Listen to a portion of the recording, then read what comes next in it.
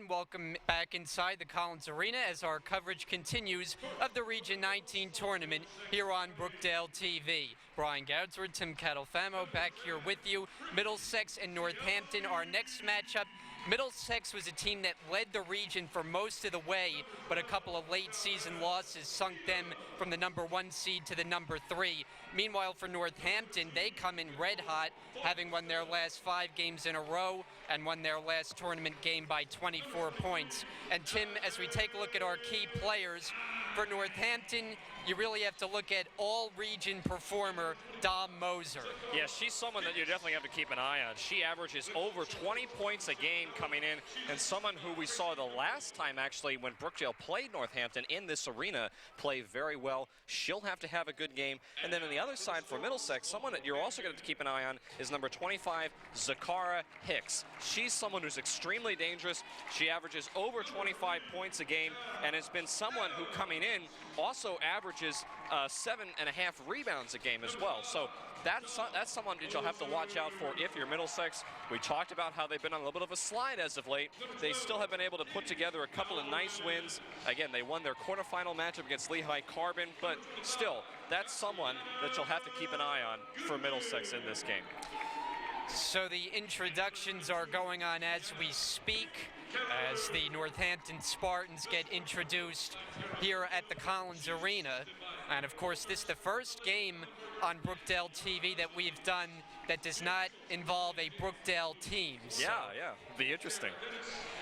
So we just saw the Jersey Blues win in the last game, and of course that means Brookdale plays the winner of this game tomorrow afternoon for a 12 p.m. tip-off in the Region 19 title game. So this matchup, number 2 and number 3 seeds in the region. And for Middlesex, as we said, they were number 1 most of the way, but Brookdale beat them the last game of the regular season. That gave Brookdale the top spot. Northampton, meanwhile, surged up to number 2 with a strong finish in their own right, and Middlesex now plays as the number 3.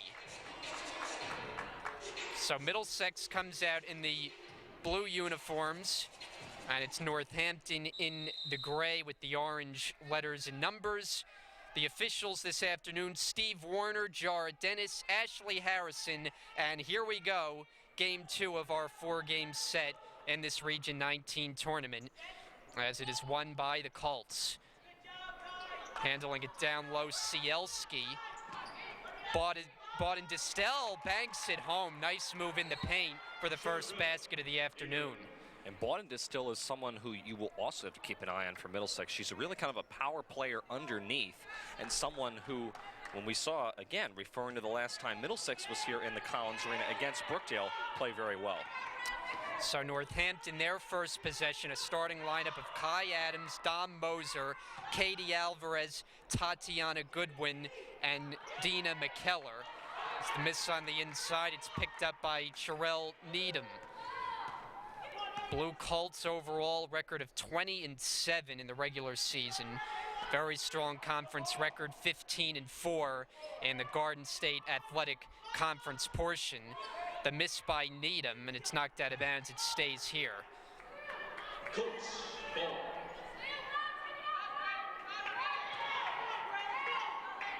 So the Colts to trigger in with Needham.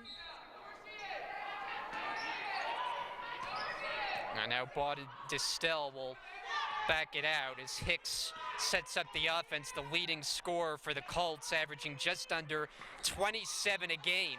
And that's an offensive foul on Hicks. Yeah, that was an easy call for the officials. Anytime you swing that elbow, so to speak, and push off like that, which is what Zakara did, you're going to be called for an offensive foul. That's something that's actually surprising. For such an offensive leader, you usually don't see someone like that make a mistake, but that was a big mistake by the Hicks. You cannot throw that elbow and expect to get away with it. As getting fouled underneath the basket, and it was Katie Alvarez, so she will go to the line for the Spartans. Foul shot number 23. As the foul is called on Najee Imes, that is the second team foul for Middlesex. Quarter number 1 as the free throw misses. Alvarez shoots it at 60%. freshman out of Allentown, Pennsylvania. Of course, Northampton comes from Bethlehem, Pennsylvania, out of the Eastern Pennsylvania Collegiate Conference. Hicks's pass could not be handled by Needham, and it's out of bounds back to the Spartans. And Northampton will bring it up the floor.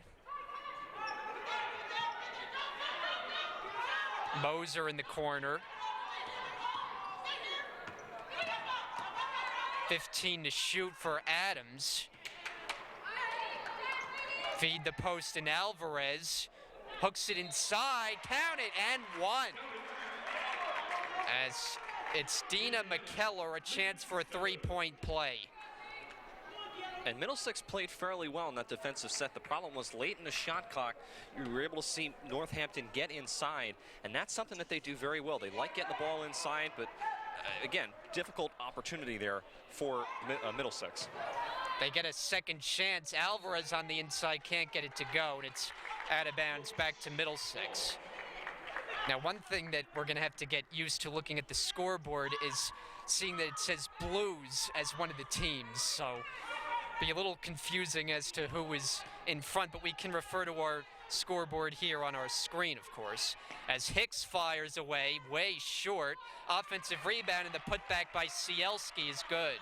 Yeah, nobody boxed out Cielski underneath. That's what led to that basket. So far, we've seen Middlesex struggle underneath. That's a really nice job by Cielski getting that offensive rebound. Here's Moser's first attempt. That's good. Long two-pointer as her foot was on the line. And we are tied up at 4 apiece. And did Middlesex turn it over prior to the inbounds pass? Yeah, I didn't see quite what happened there, Brian. I think Bawden still, I think, was on the baseline when she went to go inbound the ball. And McKellar scores on the inside. So that puts Northampton in front. There you get a look at second-year head coach Tara Belfield, head coach of the Spartans. As Hicks directs traffic for the Colts. Open look, jump shot, way off. It was Imes. Loose, underneath the basket. Bawden Distel trying to track it down. She crashes into the bench.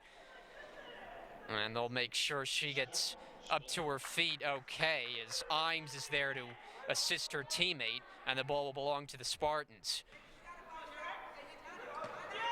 Northampton finished the regular season 18-5. So they actually played 4 fewer games than Middlesex this year. Nice feed inside, and Alvarez finishes at the basket. Yeah, Northampton comes in here as a number 2 seed, so they've been able to win 5 straight games to close out the year. They're a tough team. Brookdale lost to Northampton here in the Collins Arena earlier in the season because of how well they played on the offensive side of the glass. And now Goodwin comes away with the rebound, pushes in transition. Alvarez could not handle the pass. And the Colts will take it over.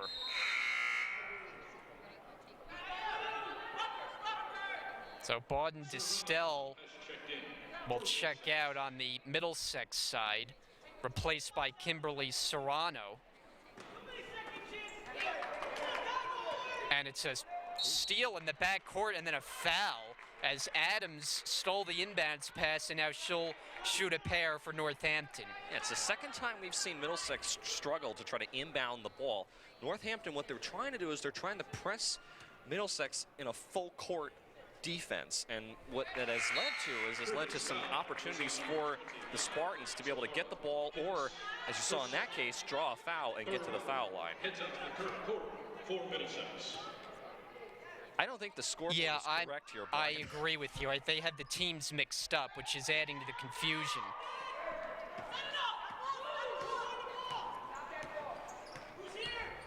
So, and here's a steal for Goodwin. Goodwin taking it to the basket and lays it in. So Northampton making it happen as they've gotten a number of steals. And they have an early 7-point lead, 11-4. So the clock right now is down while they fix the scoreboard. 4 minutes gone by in this opening quarter. As Serrano got bumped, it's stolen again. Goodwin has no one in front of her, coasting to the basket, and a foul is called.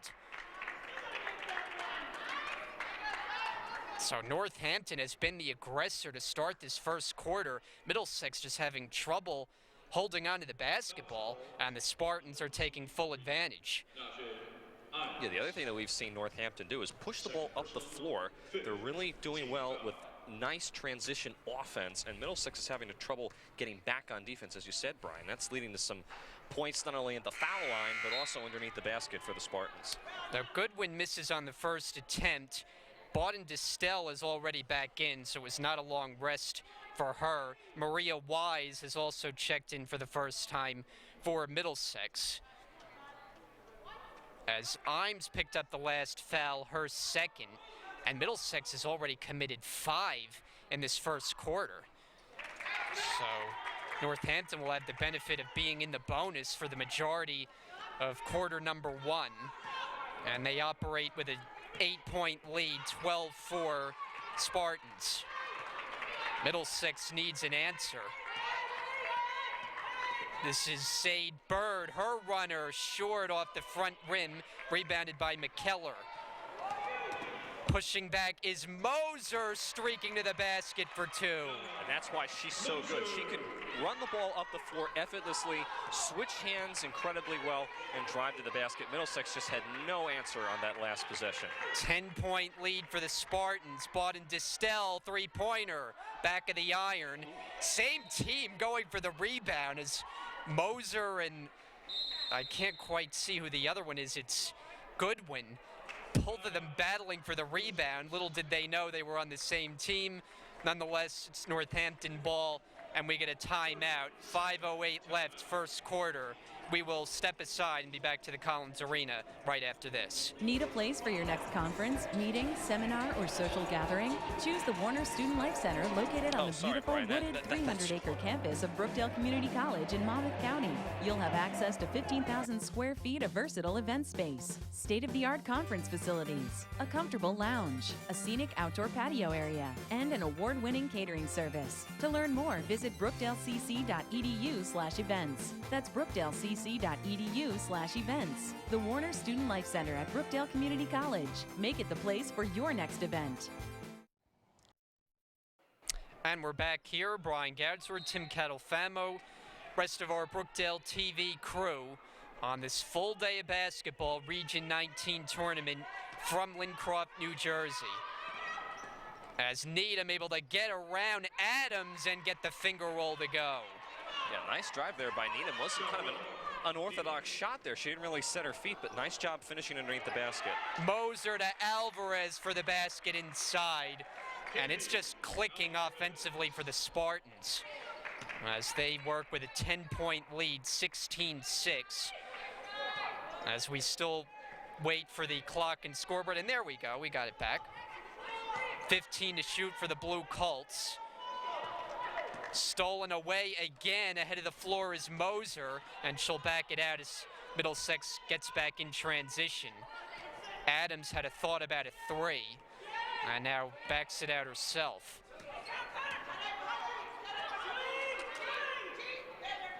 Moser fires a 3.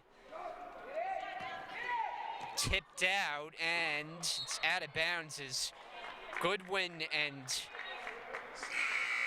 Cielski went after the basketball. It'll stay with the Spartans. Nice hustle on both sides going for that loose ball. And there we get a look at head coach Michelle Powell on the Middlesex side. She has watched her team fall behind early on. Certainly a lot of experience she brings to the Colts sidelines, 11 seasons as the head coach. As Turrentine is in the game for Northampton, missed the shot on the last possession. And now Cielski over to Needham to settle it down for the Colts.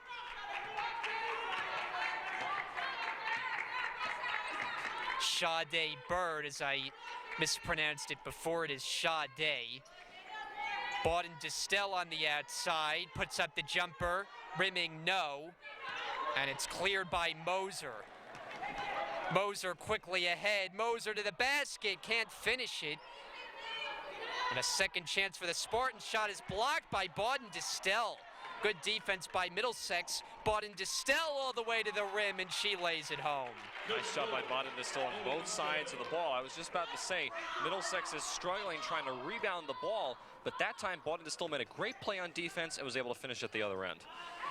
Goodwin's jumper way off, too strong. Rebounded easily to Bird.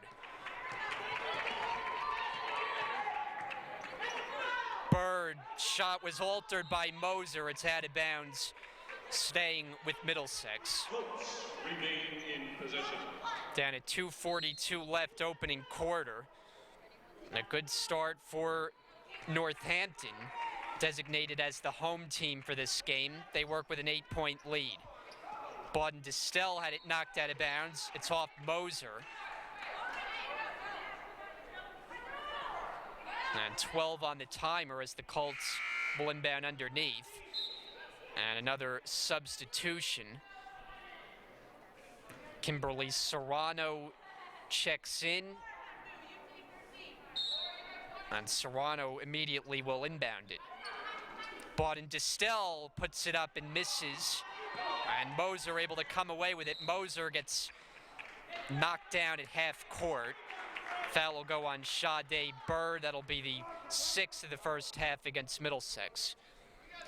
Something interesting, Brian, the last few minutes, someone we have not seen on the floor is one of the players that we profiled at the beginning of the broadcast for Middlesex, Zakara Hicks, one of the leading scorers, has been on the bench for the last several minutes for Middlesex. So something that is evident is that when she's on the bench, the team kind of struggles on offense. So look for Middlesex to put her in fairly shortly, as this game might be getting out of hand. Now Moser, there you see the leading scorer, 20.6 points per game she averages. A member of the first team All-Region 19.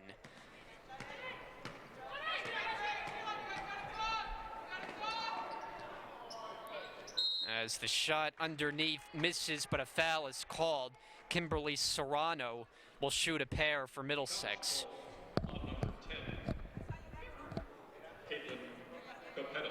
Caitlin Capetta picks up her first. That's the first charge to Northampton of this opening quarter. So Serrano, a freshman from South Plainfield, New Jersey. 2 out of 2 from the line.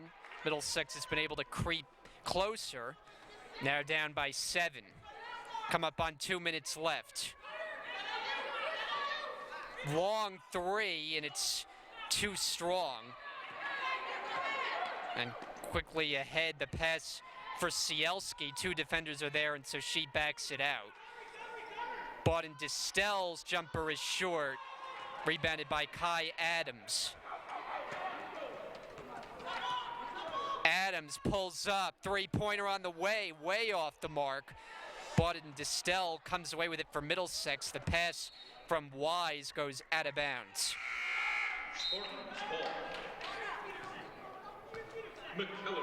As a couple of changes for Northampton.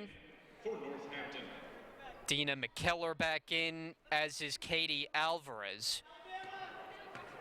Spartans, who have been a great road team this year, 10-1 during the regular season. They were 7-3 at home, but even better away from Bethlehem, Pennsylvania. This is Turrentine, nice feet inside, and McKellar finishes. And right now, Northampton's really having their way on offense. Nothing really is working for Middlesex on defense. They're having trouble really containing Northampton. They like to drive the ball inside. They're drawing contact. They're drawing fouls. They've already had Middlesex max out with fouls in this first quarter. So that's really been their go-to offense. And for Middlesex, they're just having a hard time trying to stop and contain Northampton. Inbounds to Bawden Distel.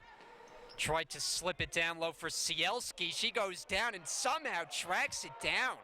That was rather incredible, as Bird's shot won't go. Another try inside, and a foul is called as Serrano drew the contact. And Kimberly Serrano back to the line for Middlesex. And I mentioned it a few moments ago, Middlesex was struggling rebounding underneath the basket. Not that time. There were many players underneath trying to grab that rebound. Third chance opportunity, and now they go to the line. First one misses. And Middlesex has a team, they shoot it well from the free throw line, 76% on the season. And Serrano splits a pair. Final minute of this first quarter. Northampton has led the entire way so far. They lead by 8.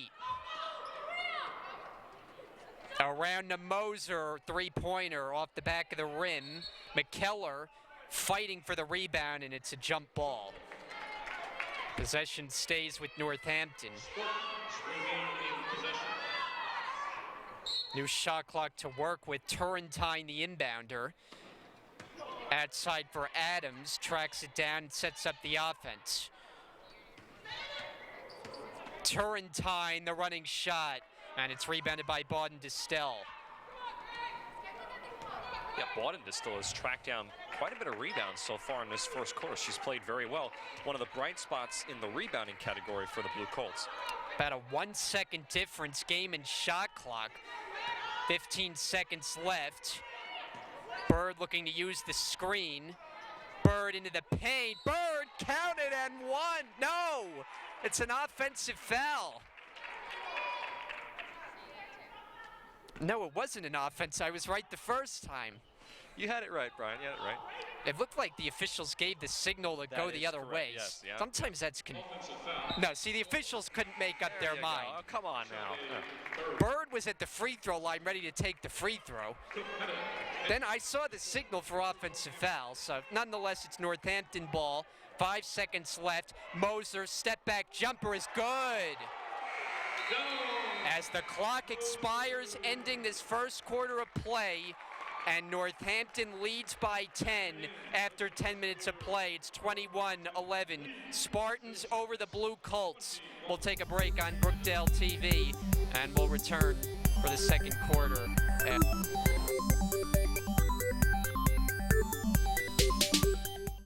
Planning a large-scale event or conference? Consider Brookdale Community College and its versatile Collins Arena. The Collins Arena is the premier venue for all kinds of corporate and community events, live concerts and celebrity happenings, trade shows and expositions, sporting events and tournaments. The Collins Arena has countless layout options to meet your needs. Bring your next event to life at the Collins Arena at Brookdale Community College. Go to brookdalecc.edu/events and start planning your next event now. Looking for quality higher education at an affordable price? You'll find it at Brookdale Community College. With locations in Lincroft, Freehold, Long Branch, Neptune, Hazlitt, and Wall, and online options that let you study anywhere. At Brookdale, you can train for a new career, earn a diploma, and transfer to a 4-year school hassle-free. Brookdale has small classes and approachable faculty, an honors program, academic support centers, a full student life experience, and nationally ranked sports teams. Visit brookdalecc.edu and start your success story today. Start of the second quarter here at the Collins Arena. Game 2 of our 4-game set of Region 19 tournament basketball. We get a quick whistle. Yeah, shot clock hadn't started there, Brian. So make sure we get that straightened out. And it was Northampton with a great start. This is a team that comes in on a 5-game winning streak. They've won 8 of their last 9 overall. And they are off to the 10-point lead as we start the second quarter. Middlesex opens with possession. Serrano gives it up for Bird, 10 to shoot. Bird's jumper. And it's picked up on a bounce by Moser. Moser to the basket, scoop layup is good. What a move. And that's why we profiled her, because she's so good, so quick, and so far she's really been the lead player that's been scoring for Northampton and has been able to help them really feel in control on offense. Wise's pass knocked out of bounds by Alvarez. Tatiana Goodwin is back in. Moser will take a seat. So for the time being, the Spartans leading scorer on the bench. As Serrano checks out for Middlesex. 15 on the timer for the Colts. Bawden-Distel from the foul line, yes. And Bawden-Distel, I mentioned her a moment ago. She's one of the bright spots for Middlesex. She's played well. She's rebounded the ball very nicely. And she's someone who historically has been a fairly decent shooter from inside of the perimeter. So she's having a good game so far. Yeah, she averages just over 8 points a game as a foul on the drive to the basket. This will be the first on Middlesex of the second. And the second on Sherelle Needham. As the ball loose, and it's corralled by Maria Wise as she gives Middlesex possession. Yeah, that was just a bad inbounds pass that time by Goodwin. I'm not sure where she was trying to go with the ball, but Middlesex had it covered. Able to save it was Cielski. And then the save back for Bawden-Distel, who missed the runner. And back the other way come the Spartans. Bawden-Distel nearly knocked it out of bounds, but Adams is there to set up the offense now for Northampton. 23-13, Spartans leading. Three-pointer by Capetta misses. And here comes Maria Wise. 2-on-1 break. Cielski's shot missed it on the inside, rebounded by McKellar. So the clock down at the moment. They're working on that. Hope to get it back soon. But again, it is a 10-point lead for the Spartans, as you see right there. And McKellar got good position down low for the basket. Yeah, one thing that Northampton's doing really well is they're getting the ball inside and being able to finish once they do that. Middlesex has struggled to do that. We've seen a lot of runners in the lane, but not really any good quality shots. As Cielski scores off the nice setup from Needham. Of course, as soon as I said that, you have the nice basket there by Cielski. 10-point lead for Northampton. Baseline drive, and the shot was blocked as Goodwin tried to get to the basket. And now the pull-up jumper by Bird rims out. And then a foul on the inside as Cielski will shoot two for the Colts.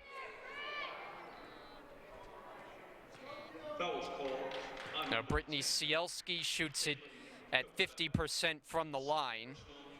Freshman from Hillside, New Jersey. Now, one advantage Middlesex has in this matchup is you see the changes for Northampton come in. Middlesex comes from Edison, New Jersey, just a short ride to the south. Northampton comes all the way from out in Pennsylvania, so they had a longer trip to get here, but unfazed at the start of this game. Cielski, 2 out of 2. And the Spartans come off a 78-54 pounding of Cumberland, as Moser was the high scorer in that game. And here's Laura Swager in for the first time and making her presence felt at 6'1".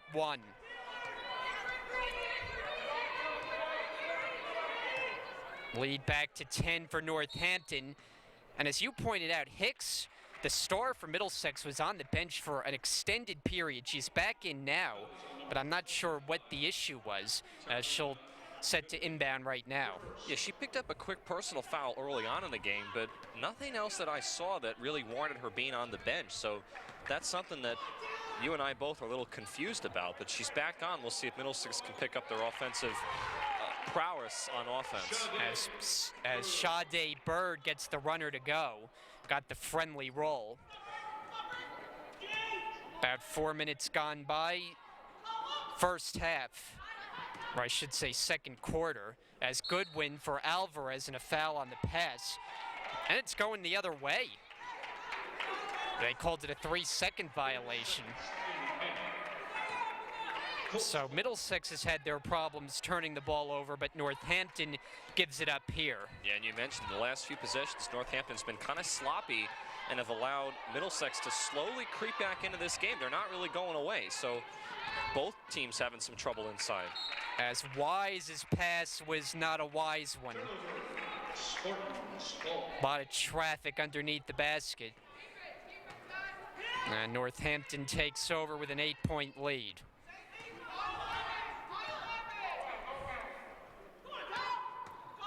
Moser steps back, gives it up for Turrentine, now feed it down low. Swager's shot in the paint misses, loose, and it's picked up by Cielski. It hasn't been the most organized half of basketball. It seems like possession is going back and forth, a lot of fights for the rebound, but Northampton has had the upper hand thus far. Yeah, I think you said it best. Both teams are kind of struggling to find a rhythm on offense, but really it's been Northampton really being led by Dom Moser that's been able to keep them in this game with the lead pretty much since the opening of the game. As Moser knocked it off Hicks, and so possession stays right here as Moser is going to go all the way back under the curtain to get that one. And there she emerges. I wonder what it's like in there. Creepy crawlies into there, right? Now Moser to inbound on the far side. Ooh. Turrentine battling with Cielski, and possession stays here. Yeah, that pass actually hit Turrentine in the face, but somehow she's able to recover. As Sherelle Needham is coming back in, and Hicks once again to the bench.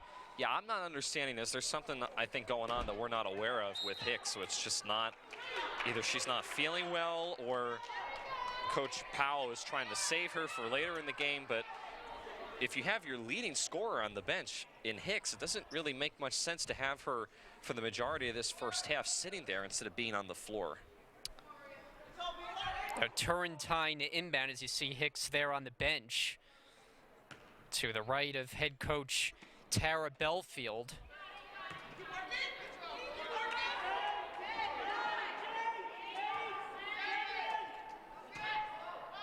And inside the shot doesn't go, trying to track it down out of bounds, but it's going the other way as you see Hicks come back in now for Middlesex.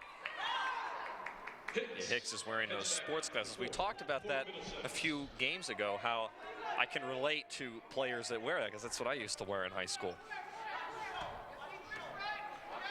So now Hicks brings it across for the Colts.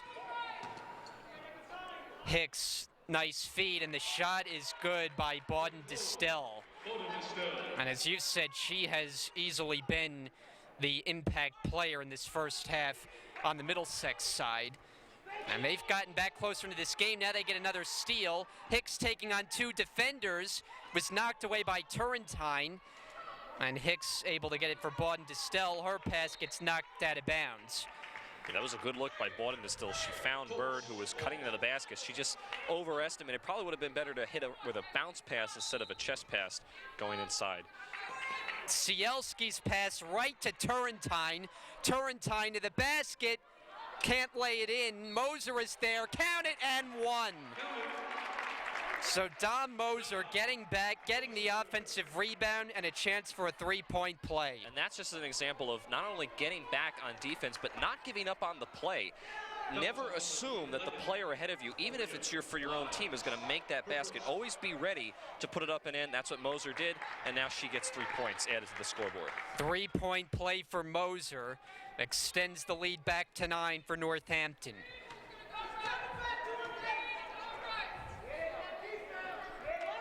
Wise tried to feed the post. It was interrupted by Alvarez. And now Alvarez comes away with the steal. Moser travels in the backcourt. Substitution as Sade Bird to the Colts bench. And replaced by Najee Imes, who we haven't seen since the opening quarter.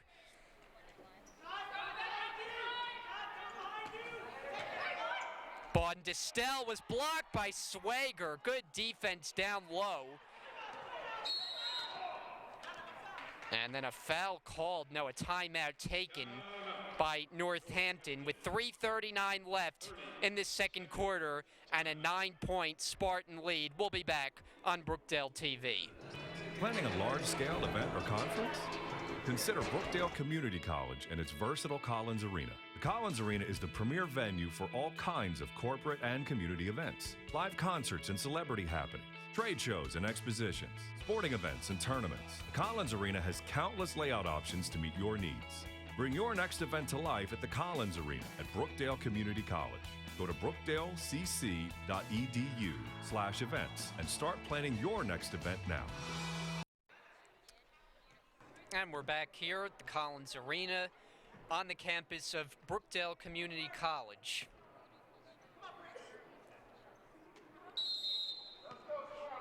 And we thank you for joining us on this all-day of basketball Region 19 tournament hosted by Brookdale this season. Swager banks it in.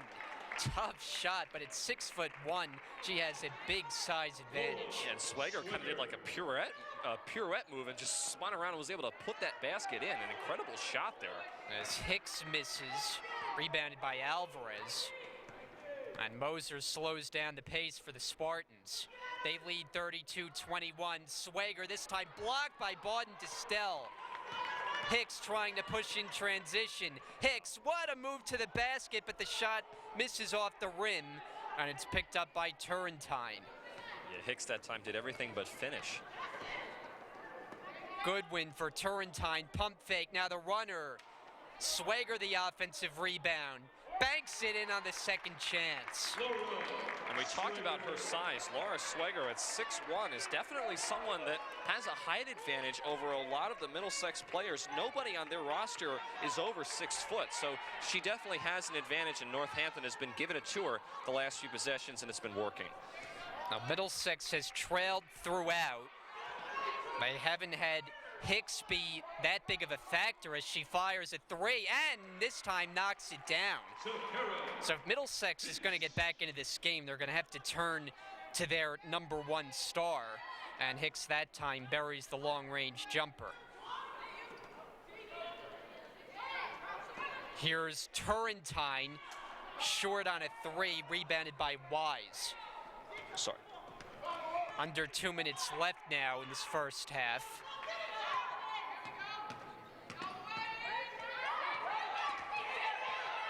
Hicks picked up by Turrentine, gives it up. Shot clock at 12. Hicks on the drive, stripped and fouled. So this doesn't appear to be in the act of shooting. And it'll be side out of bounds for Middlesex.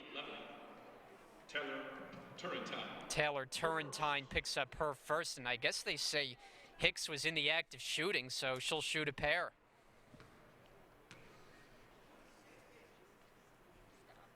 This Middlesex team, they get most of their scoring from Hicks. I mean, she averages 27 a game. The only other player to average double figures is Sade Bird, who averages 11 a game. So if you keep Hicks in check, that's a good recipe for success. And we talked about it. She really was not much of a factor in the first quarter because she was on the bench. So that's something that is still a little confusing to me. Like I said, I don't know if she's under the weather, but now that she's in, Middlesex is definitely going to have her step up to be able to pull themselves within sniffing distance of Northampton. Moser, that's for two. And it's rebounded by Hicks. Numbers for Middlesex if they hurry. Hicks all the way to the basket. Misses. Ooh. Battle for it on the ground, and it's picked up by McKellar. It's been a lot of loose balls. Possession not staying as count the basket and one for Kai Adams. And you mentioned it, Brian, a lot of loose balls. The one team that has been able to capitalize on that well has been Northampton. They've been able to just, for whatever reason, manage that type of play better than Middlesex. And I think that's one of the reasons, one of the differences in this game. So the three-point play for Adams makes it an 11-point lead for the Spartans. Hicks inside the arc, count it. So Zakara Hicks maybe finding a rhythm now for the Colts. As they're within 9, we're under a minute left first half. Adams directing traffic.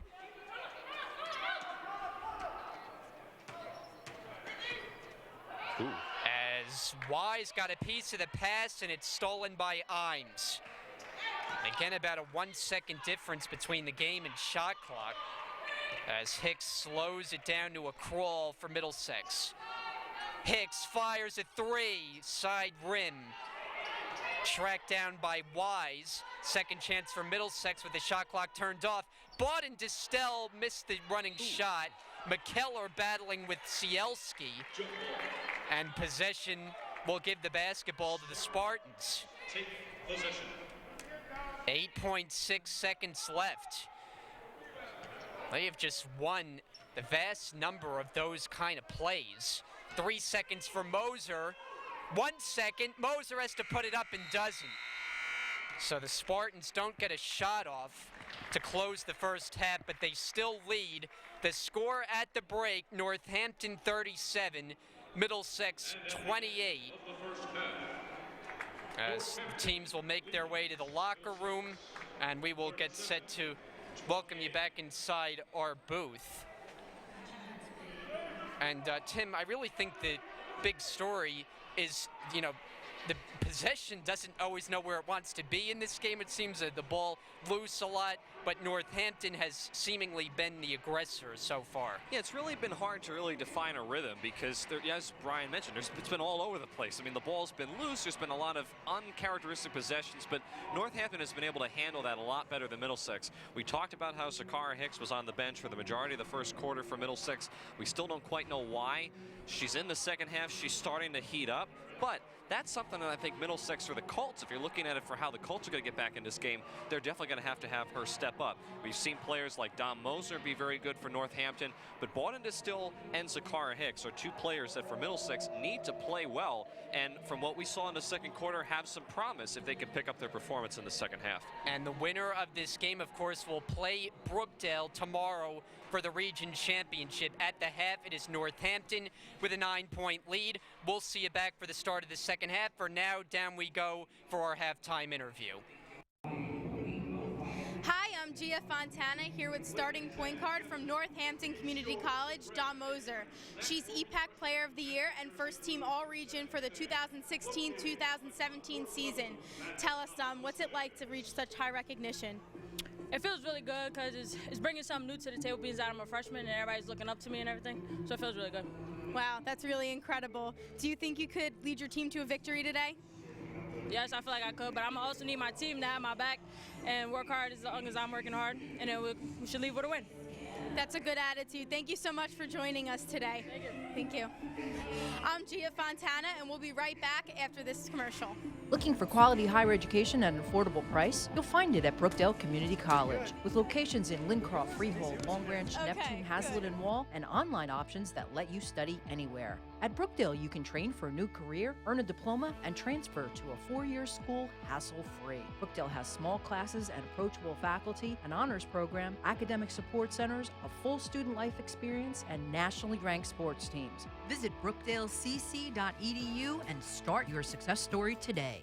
It's the week before finals here at Brookdale Community College, and students are running around hoping to pull together a big A on their final exam, but a few of them are here in the Bankier Library choosing relaxation over stress by taking a step out of the student's life and into the dog's life.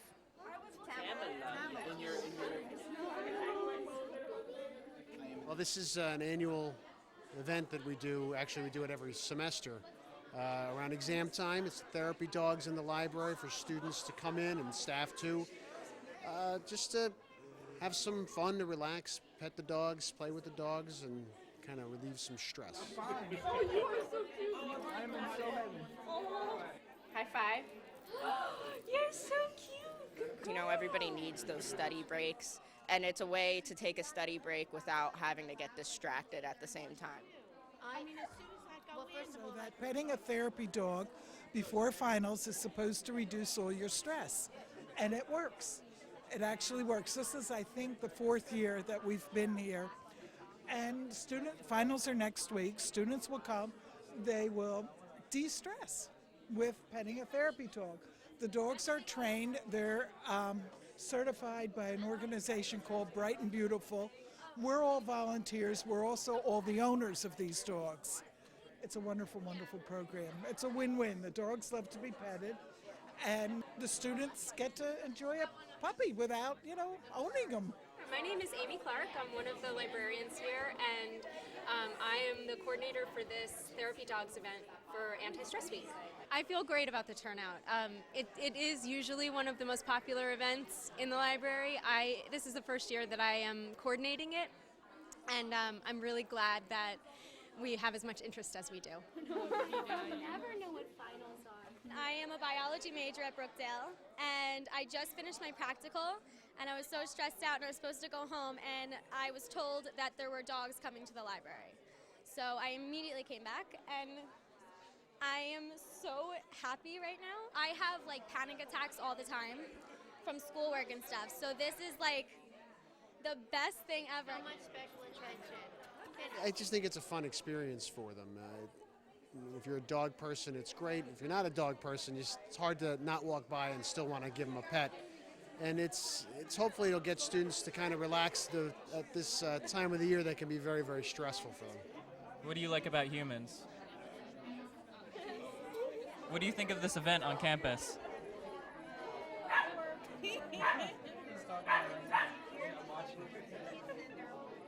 Like a lot of people, I thought community college was a backup option, a discount education. But now, I can't imagine starting anywhere else. Brookdale challenged me.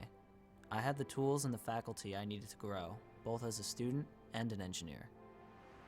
Today, I'm transferring to a prestigious university and finishing a fellowship at NASA. I'm Nick Sikowski, and I came to Brookdale to save money on college. I never imagined it would be the smartest move I ever made.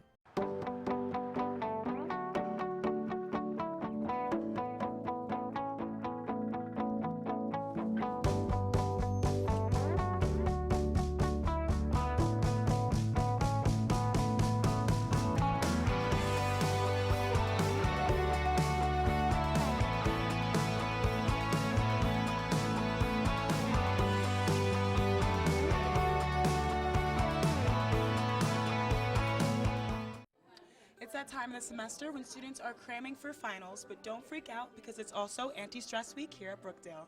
One event going on for Anti-Stress Week is happening right here at the Bankier Library, where students can pet some therapy dogs that are trained to help you relax and de-stress. They can take a break from all the chaos to drink some coffee, breathe, and just have some fun. You don't want to miss out. Let's go check it out.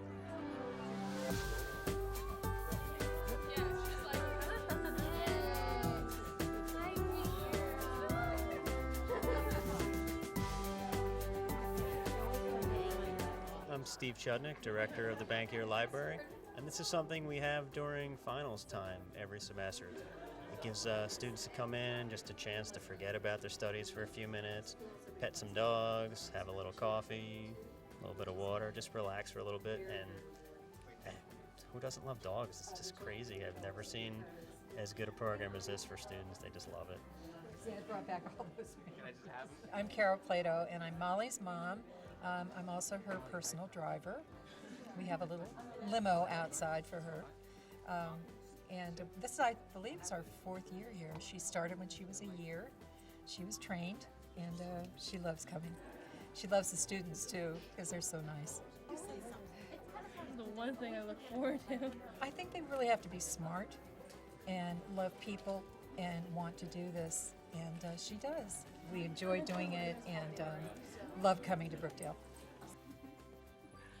This is my first year at Brookdale, and when I heard about this event, I immediately wanted to go because I love dogs, and I also have a golden retriever, and I ran over to this dog, and she's adorable, and I feel really happy right now, and it's a really great event for Anti-Stress Week. And welcome back inside the booth for the halftime report. Brian Goudsworth here with our sideline reporter, Nico Vocatoro. 9-point Northampton lead at the break. It's 37-28. And Nico, what have been some of your observations in this first half? Yeah, well, there's definitely some stories that are very worth noting in the first half. First, Dom Moser, of course. She's got 12 points and 6 rebounds. She's played really well for Northampton. And for Middlesex, you got to look at Zikara Hicks. She got 2 early fouls, and they took her out early, and that really affected them, and that really, really slowed them down. And they put her in the second quarter. She ended up finishing with 10, 20 minutes, and she got, 7 points in the final 2 minutes. So I thought that was pretty big for Middlesex.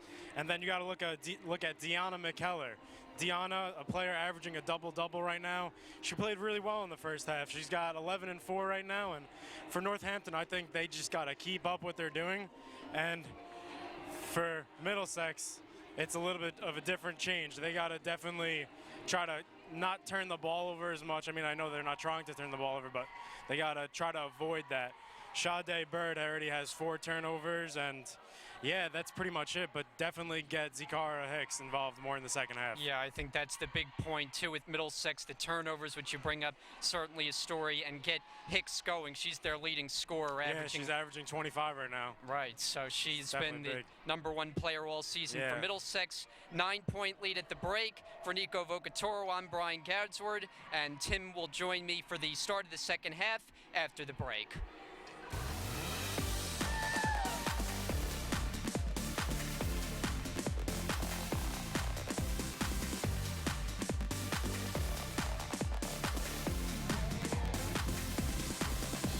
My name is Demi Vernikov, and I'm part of the Student Life Board. And this year we're having our Welcome Back Week and Involvement Fair.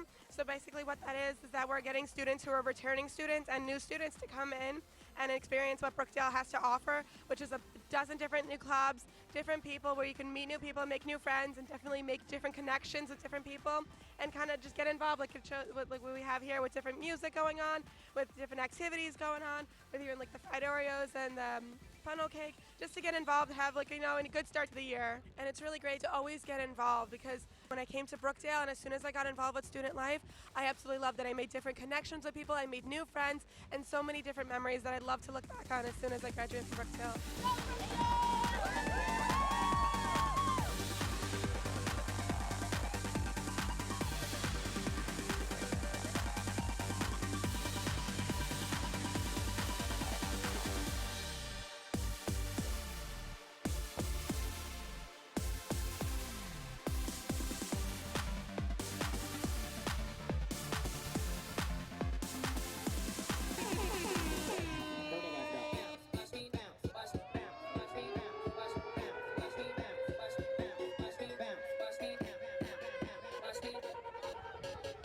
Chantel Brown-Williams. I'm a Brookdale student. I'm with the Brookdale Dance Club.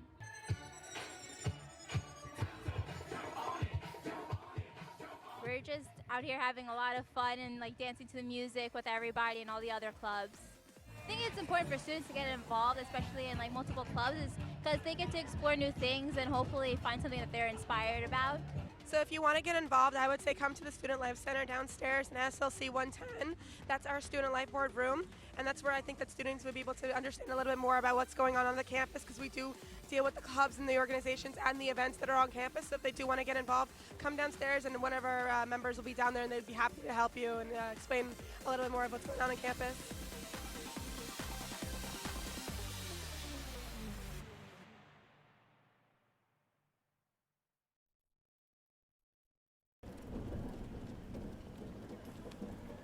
The sun is shining, the birds are chirping, and it's the end of semester here at Brookdale. Do you know what that means? It's time for the annual Spring Fling celebration.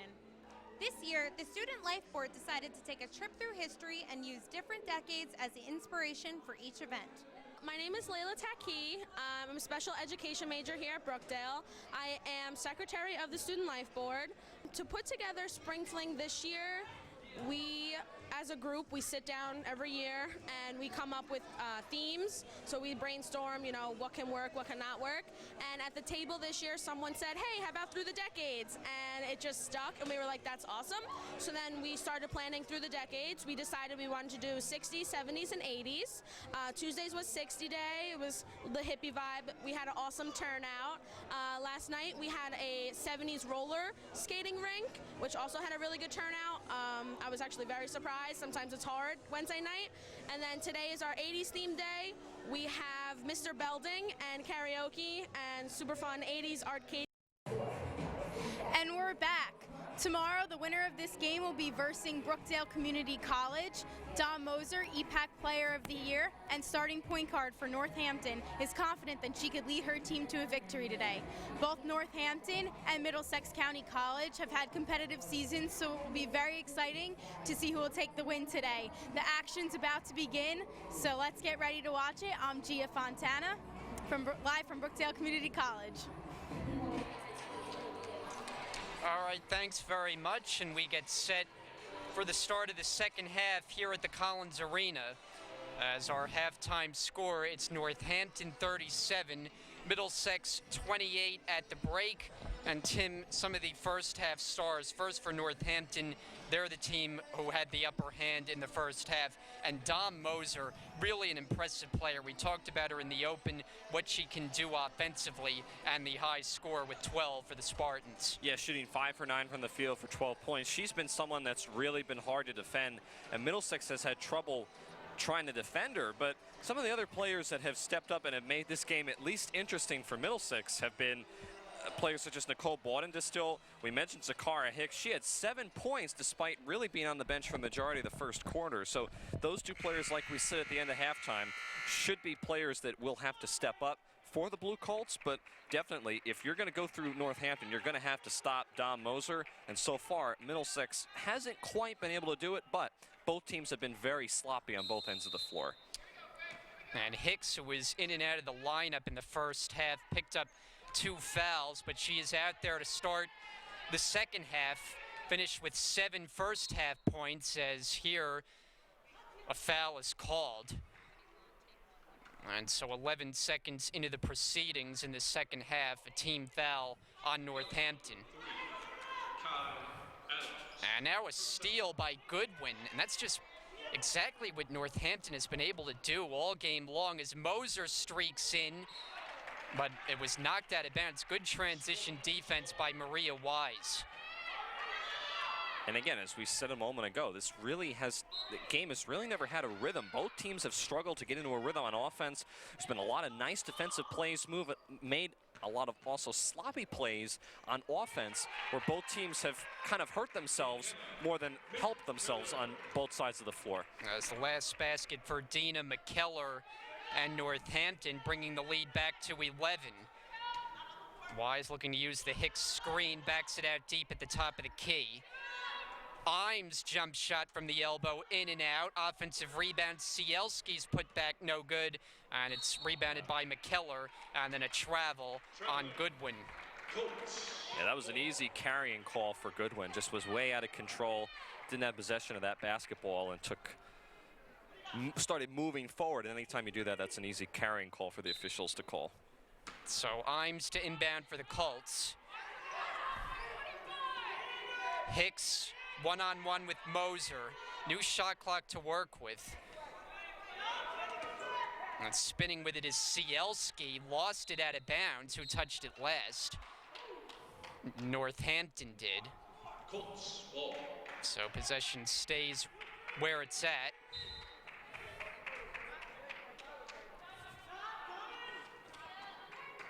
Inbounds for Bawden-Distill. Imes' pass was too hot to handle. And it goes back again into that curtain area. This time the official has to go rescue it. I don't think we saw that once all season, and now we got it twice in the same game. Well, the difference has been there's just been a lot of sloppy play, and that was just a sloppy pass and a sloppy finish by Middlesex on that offensive possession. We've seen that many times, and Northampton's had trouble with that too, where they just have not been as crisp on offense. We really didn't see that, contrasting the first game that we saw against Ocean and Brookdale. While there were mistakes made in that game, we didn't really see all the sloppy play that we've seen so far. Yeah, that's Katie Alvarez on the offensive glass. Last basket for Northampton. This now might be the largest lead of the game now at 13 as Hicks lost it out of bounds. And the sloppy play continues. And here's a stat for you, Brian. Both of these two teams come in here averaging over 16 turnovers a game.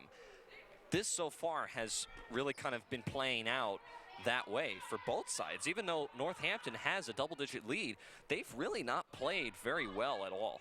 Especially since the first quarter, as Moser can hit. Offensive rebound, Alvarez, and the putback is good.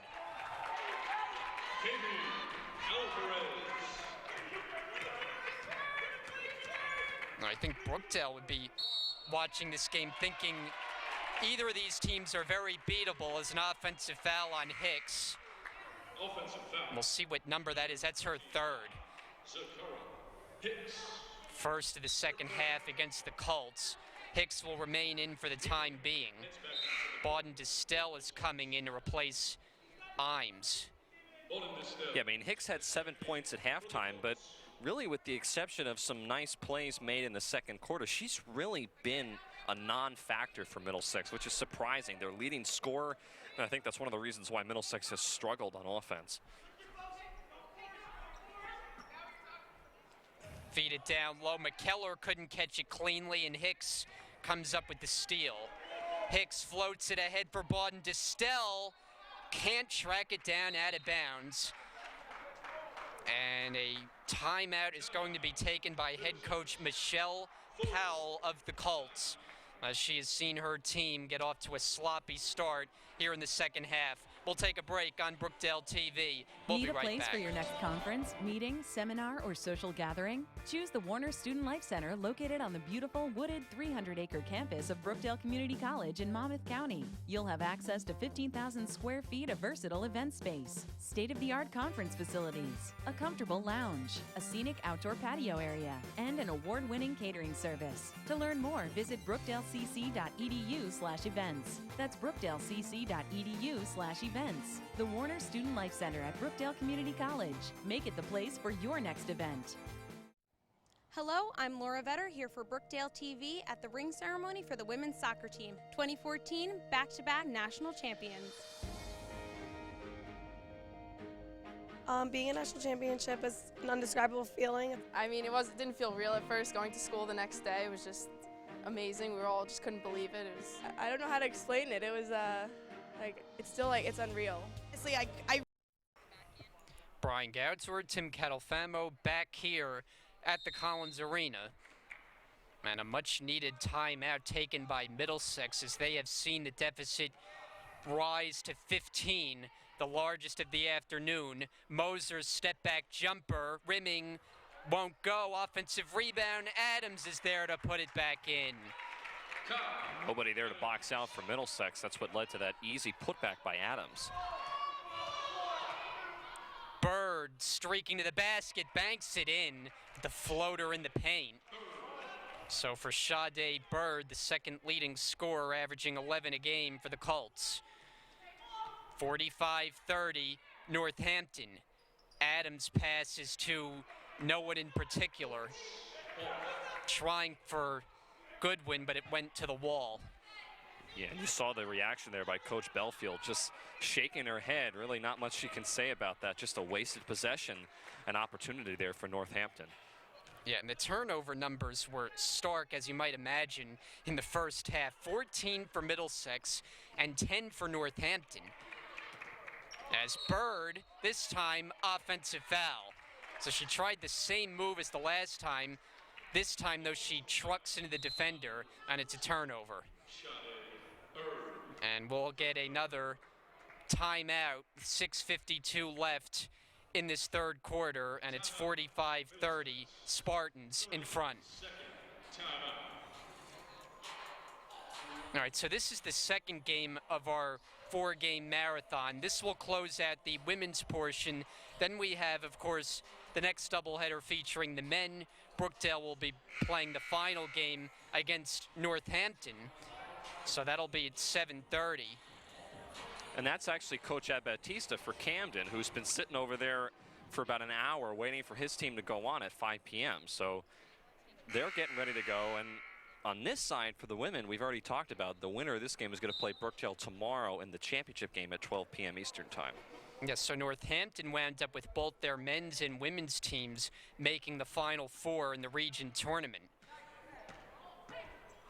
As circling with the ball was Goodwin. The pass down low for Alvarez, shot missed, and it's rebounded by Cielski. And a miscommunication trying for Imes. And just how many times have we seen that exact play this game? Yeah, just a lot of sloppy passes on both sides. We talked about Northampton having trouble a few possessions ago with just some really uncharacteristic passes, really not really crisp at all. Middlesex has had trouble of their own with that, so it's really kind of been a recurring theme. And one of the reasons why you've kind of seen this game not really have a rhythm on offense. As McKellar's shot was knocked out of bounds. 7 on the timer as the Spartans will re-trigger. Bauden Distel is in for Middlesex, replacing Bird. The inbounder Adams underneath, looking, bounce pass for Goodwin. Bird, or check that, Imes was there defensively. Now 1 to shoot, they get it off, but it's short on the try from Goodwin. Loose near midcourt, finally picked up by Maria Wise. And Wise will wait for her teammates to join her. Now Hicks gets around Goodwin and will go to the line. Yeah, and on that last possession for Northampton, that was just poor clock management. You have to know when you're inbounding the ball how many seconds are left on the shot clock. Spartans obviously had no idea, and that's why you saw them really kind of waste that possession and not work for a good shot when you have 7 seconds to shoot. Hicks misses on the first attempt. She shoots it well, 76% on the season. As Adams will take a seat, replaced by Caitlin Capetta.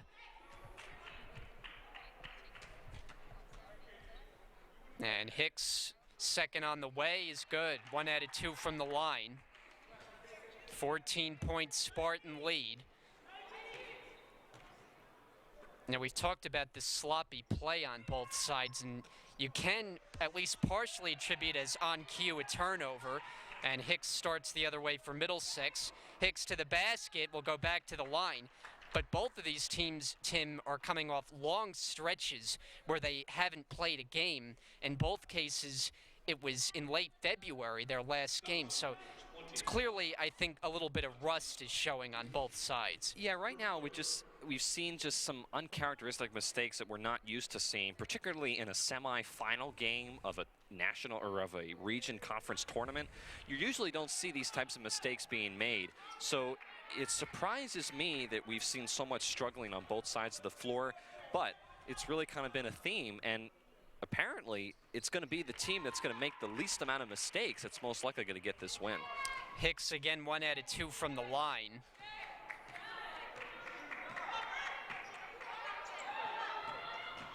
Goodwin had it slapped away by Cielski, and then a foul near midcourt.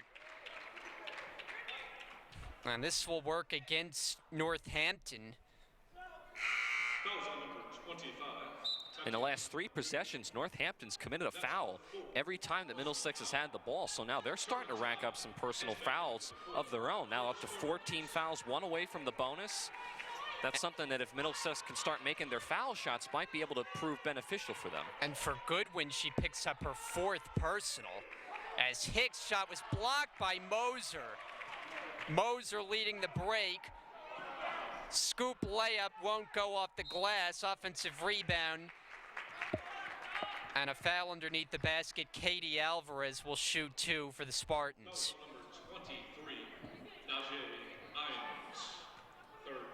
So Imes picks up her 3rd. And getting the roll on the first one is Alvarez, as Kimberly Serrano comes back in.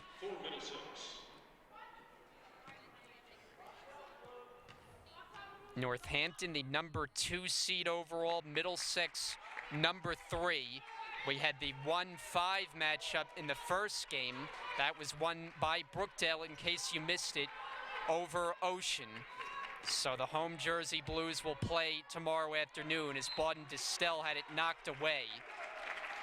And 18 on the shot clock for Middlesex to inbound again. Serrano, aggressive hands from Alvarez. And we've seen this quite a bit. Middlesex has struggled just trying to inbound the ball. in this game, which has been surprising. You see again, just really not being able to get the ball in. Really struggling as that time Turrentine swats it out of bounds.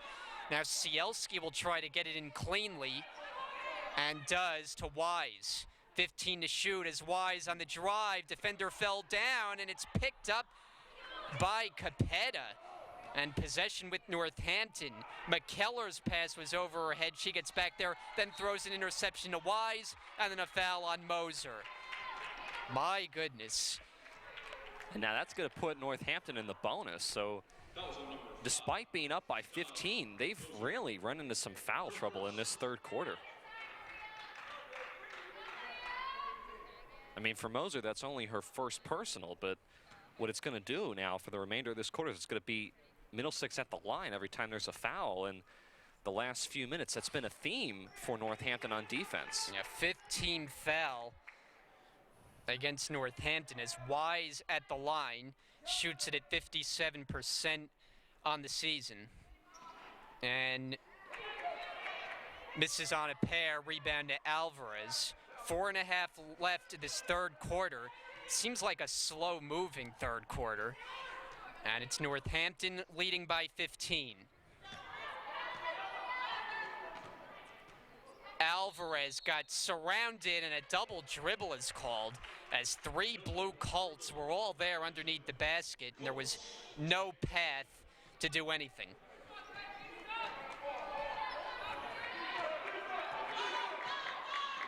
So Middlesex looking to close out this third quarter strong.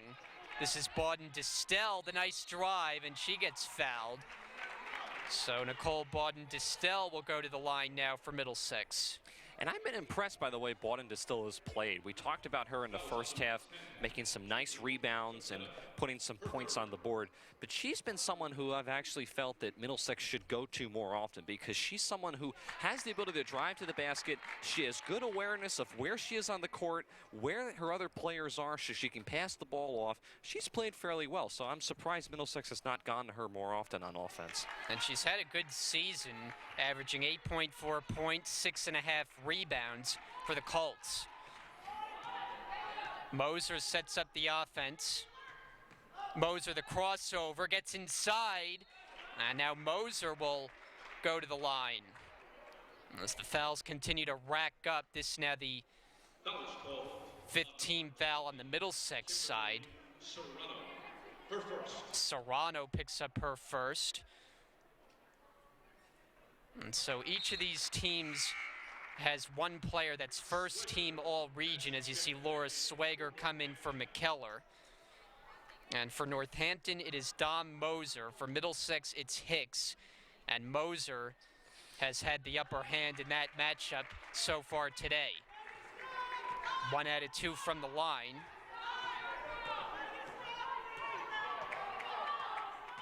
Hicks looking to get going offensively, gives it up for Wise. Pump fake on the jumper, then comes up short. Offensive rebound. Cielski missed it underneath. Rebounded by Northampton, as it was Alvarez. Is it just me, or the numbers on the jerseys rather hard to see sometimes? As Moser steps back, knocks it down. Long 2-pointer. And again, just nobody's closing out on the shooters. That's something that Middlesex is really struggling with. And you see after Dom Moser starting to realize that Northampton is, and they're really starting to knock down some shots and gradually increase their lead. Alvarez gets the rebound off the Serrano miss. Ball knocked out of bounds, and we'll get a timeout. Full timeout on the floor, 2:56 left, third quarter. We'll be back to the Collins Arena after this.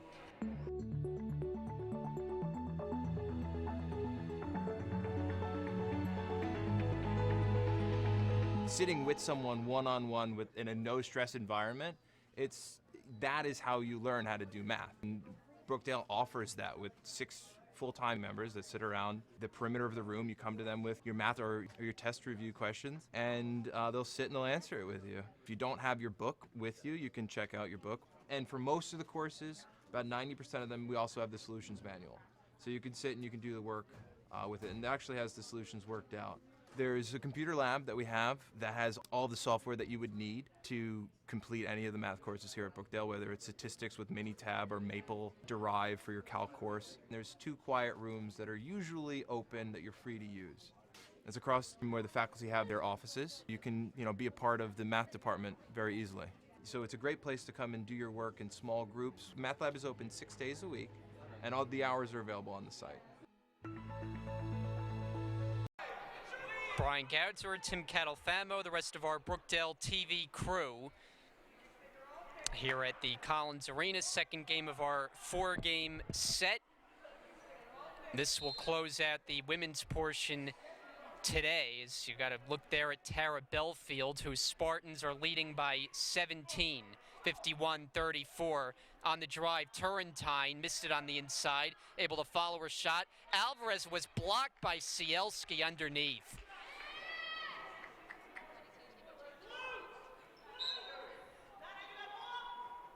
Turrentine, the inbounder, out for Capetta. And a reset for Northampton. Moser backs up, watched by Wise. Swager had it knocked away for a moment. 10 to shoot. Moser way out to the top of the key. Shot clock at 5. Moser makes her move, gives it up. Jump shot, too strong by Capetta. And then the loose ball is eventually picked up by Middlesex. Wise starts the break. Wise to the basket. No offensive foul. So negate the basket for Maria Wise. Instead, it's a charge, and the Colts turn it over. Yeah, I'm not sure about that. I thought that it was a blocking foul because I don't think the defender had set her feet, but interesting call made. Unfortunately, Middlesex has not really been able to do anything the last several minutes on offense. They've just been stagnant. Moser lines it up. Halfway down, it misses. Rebounded by Imes for the Colts. Hicks floats it ahead. Bauden-Distel catches it down low, finishes off the glass, plus the foul. And as I just said, that ends a scoreless drought that the Blue Colts had been on for several minutes. So second personal charge to Taylor Turrentine. 15 foul for the Spartans. Free throw misses, and it's rebounded by Alvarez. Come up on a minute and a half left of quarter number 3. Turrentine.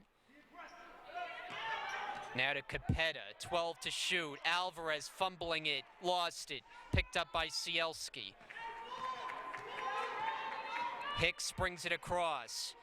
Hicks for Bauden-Distel, knocks it down, the baseline jumper for 2. Yeah, I've talked about how well Bauden-Distel has played, and I'll say it again. She's just been someone who Middlesex has been able to depend on for some key points, and she's played well, one of the bright spots on the Blue Colts team this afternoon. Under a minute left now. Capetta came together with number 10 on Middlesex as Cielski knocks it out.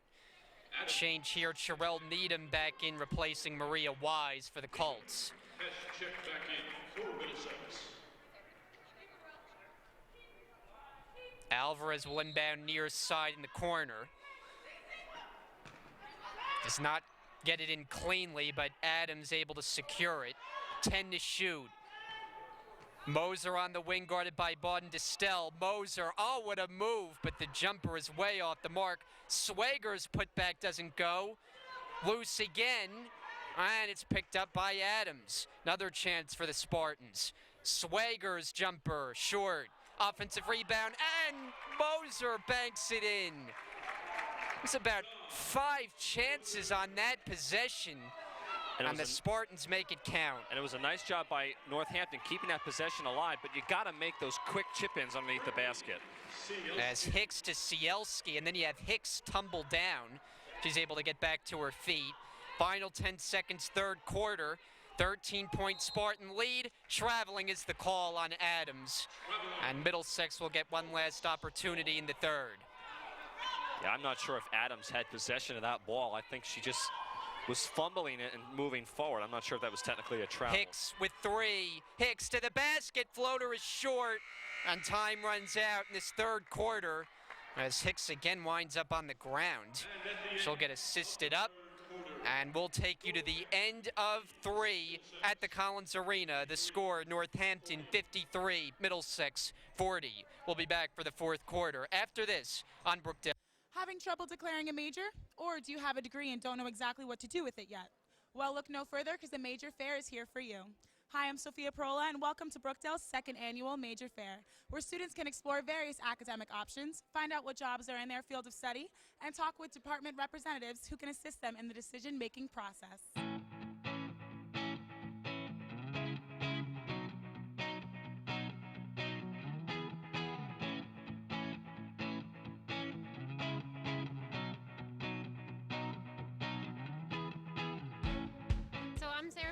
I'm the Director of Career Services here at Brookdale, and today we're at the Major Exploration Fair to help students learn more about what they can do in certain careers, what they can do with their majors, and then also to talk about all the hands-on learning opportunities that we offer.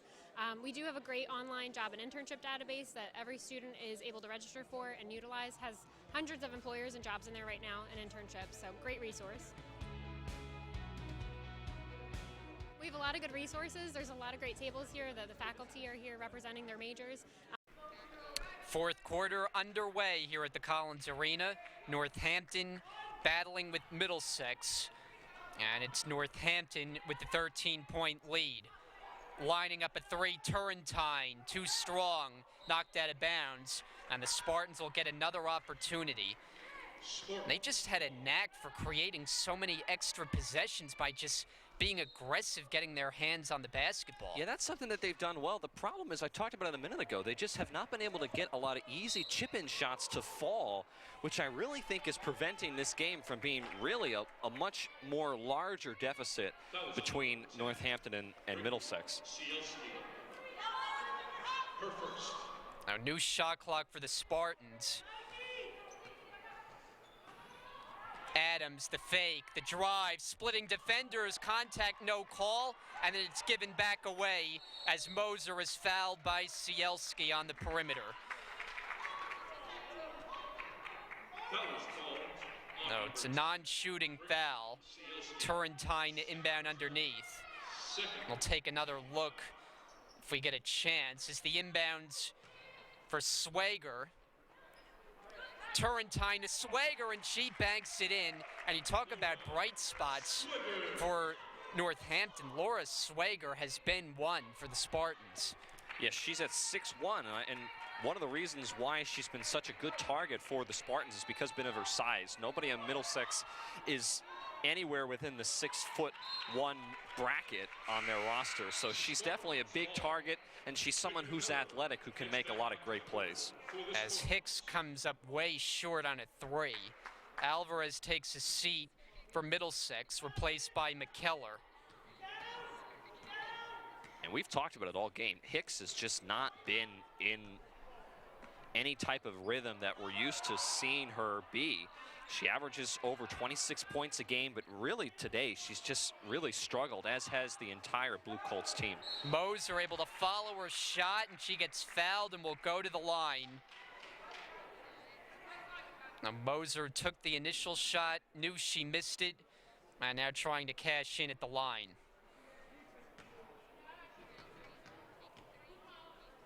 Freshman from Easton, Pennsylvania, no good on the first one. Here comes a change for Middlesex. That is Megan Johnson, who we have not seen on the floor at all for the Colts today. But she makes an appearance here in the fourth. Moser, second attempt. 1 out of 2 from the line.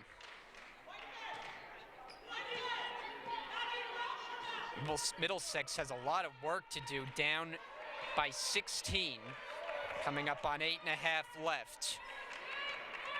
Johnson gives it up for Hicks. It was not a clean delivery. Hicks on the drive, floats it up and in. She thought she was fouled too as she makes the indication to the official, but she'll take the 2. Yeah, I thought she was fouled too. That probably should have been an N1 opportunity for Hicks. Moser, a little out of control. Kick ball is called. Kick ball. Spartans remain in possession.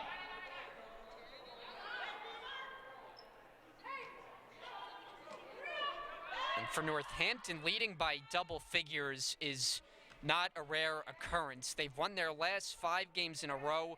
All of them they've won by double figures. As the running shot by Capetta misses, but another offensive rebound and a second chance again as Adams handles. Spartans have won 8 of their last 9 overall. Adams on the drive and had it knocked away is coming back as Imes. Bounce pass for Wise to the basket, fouled by Swager.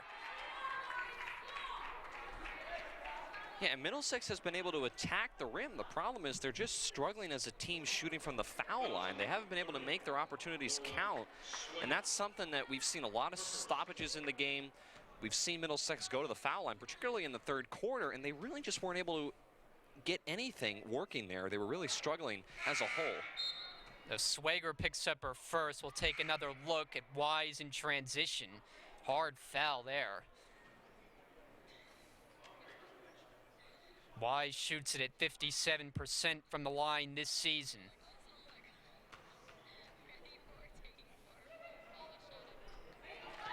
And that trims the lead to 13. But Middlesex has not been able to show any signs of making a serious rally at any point in this game.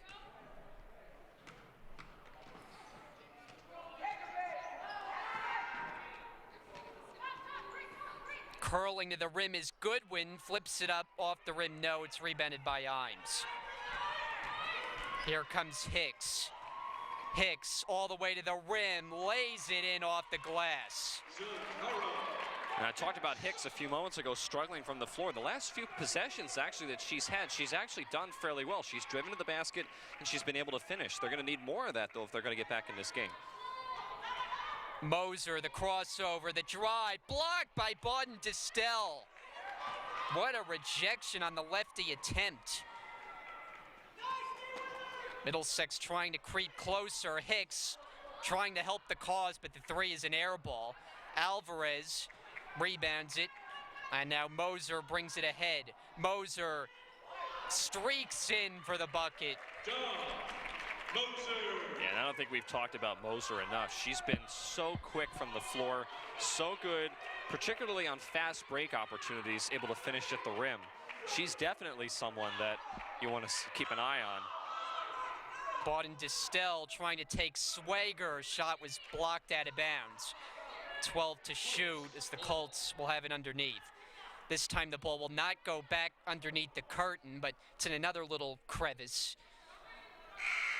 Yeah, there was also a little bit of pushing going on between Zakara Hicks and Dom Moser, the 2 lead scorers on both of these 2 teams on that last possession right before the whistle blew. So I don't know what all led to that, but that was a little interesting.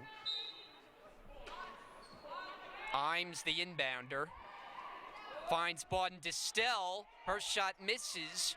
Bauden Distel diving on the ground and gives the Colts another opportunity. Bauden Distel is fouled.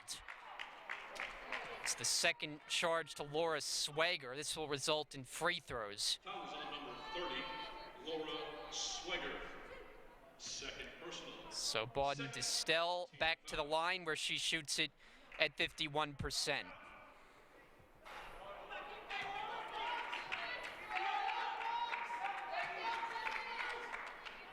The freshman from Dunellen, New Jersey. And 1 out of 2 from the line.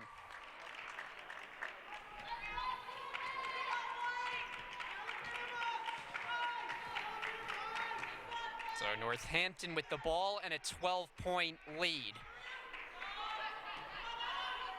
Adams for Goodwin. Goodwin on the curl, lost it out of bounds.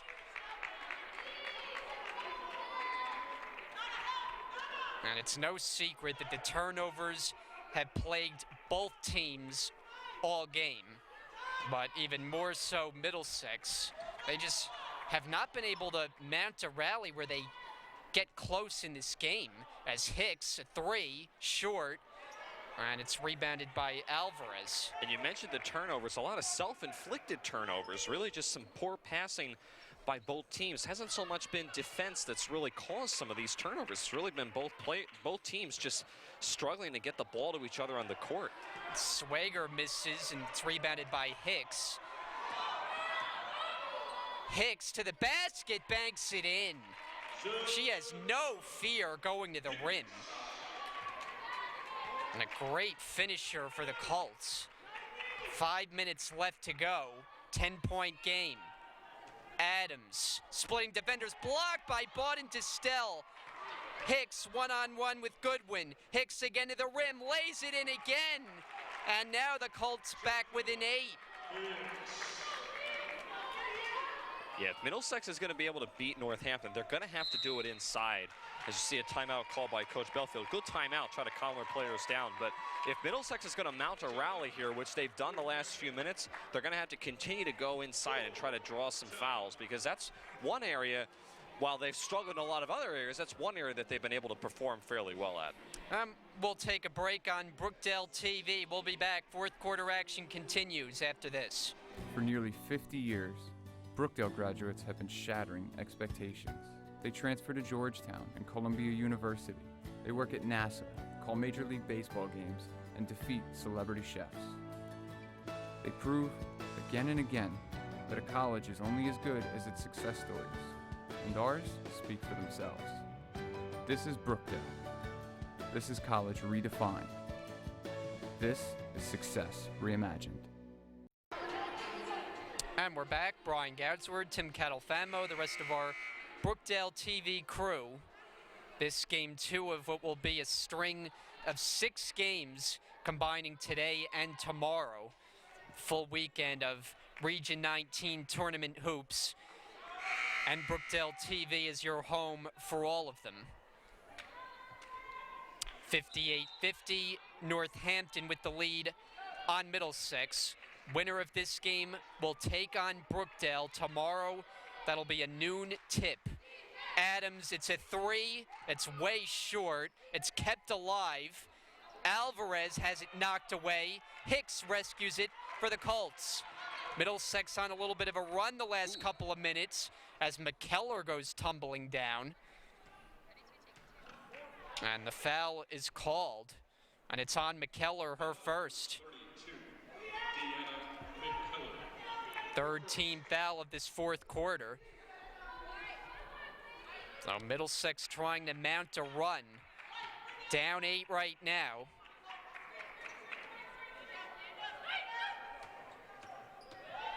Here's Cielski. Kicks it to the corner. Bauden Distel can't lay it in. Cielski's put back doesn't go.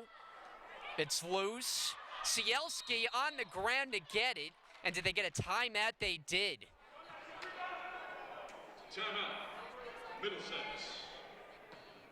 So Michelle Powell will talk it over with her Middlesex team. 3:55 left, fourth quarter. And we'll take a break on Brookdale TV. We'll be back in just a moment.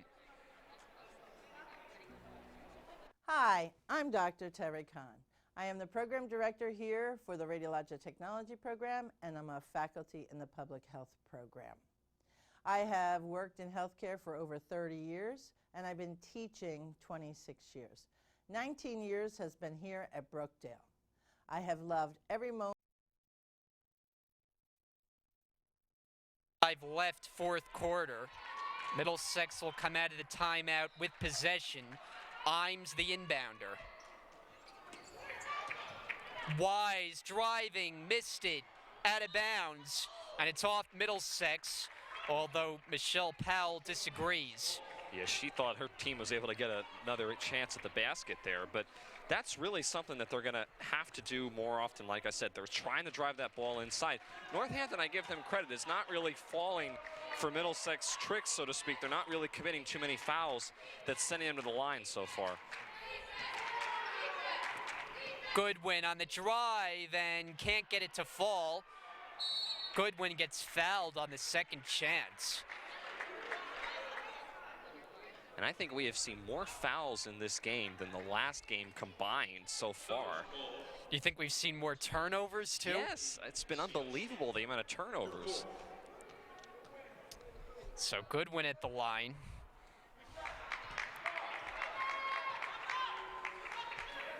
And Northampton, a team that struggles shooting free throws, just 56% this season.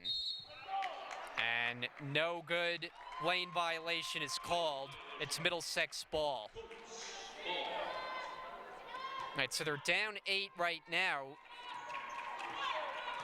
Tim, how do they get closer in this game? They've been hovering around this margin. As you see, Hicks drive, tried to go glass, going the other way, so that doesn't help their cause. Yeah, I was going to say, to answer your question, I really do think, I've said it many times, I probably sound like a broken record, but really where they're going to beat Northampton is inside and driving to the basket. You saw Hicks try to do that. Of course, she ends up picking up her 4th personal foul, which really could be a major issue if she fouls out of the game, because as of late, she's been the only player for Middlesex that's been able to score any points.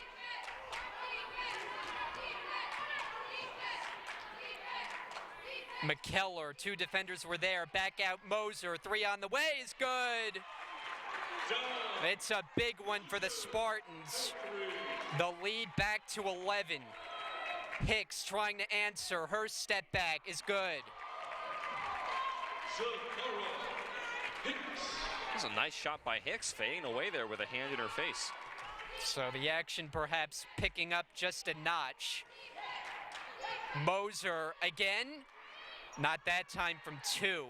It's out of bounds. It'll go over to Middlesex. Taylor Turrentine is in to replace Kai Adams. Heads back into the game for Northampton.